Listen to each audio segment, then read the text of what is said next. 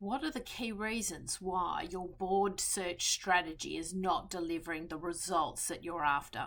One of the key reasons why clients come to me and tell me they're just not securing the board roles that they'd ideally like to achieve in the market, the main reason is because they're concentrating their strategy on the advertised board search market.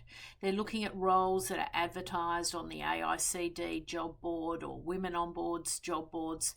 They're concentrating on things that they see advertised on LinkedIn or maybe Seek. And as a result, they're just basically doing the very, very bare basics. They're putting an application together, they're sending it out, and really they're hoping for the best. That strategy is fundamentally flawed.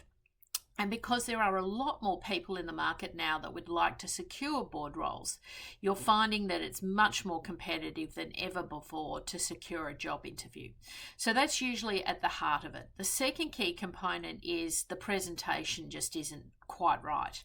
Whether that be the board resume, the LinkedIn profile, when you go to Google the person, the information is not correct. It's not stacking up.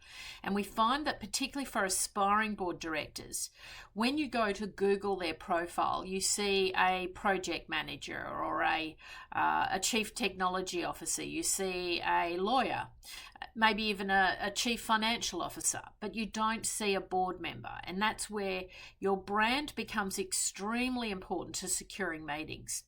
And literally, if the brand is not right, you won't get in the door for the conversation. So you must pay attention to how you're presenting your experience. Even as an aspiring board director, you need to play the game correctly.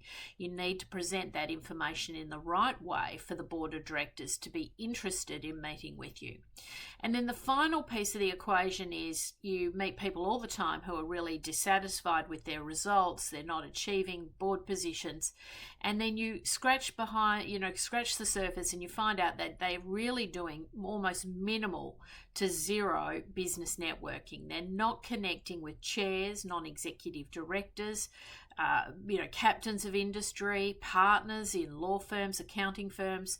They're not doing the networking that is required to connect with the people who ultimately make the decisions about who goes on to the board of directors. And if you are not prepared to network, you're really going to struggle to secure a significant board director career in the future. So they're the three key components that are often going really wrong. And if you are struggling yourself, review those 3 points and see where you now need to modify your strategy to change the paradigm, to change the results that you're achieving, and to secure the board appointments that you would really like to achieve in the market.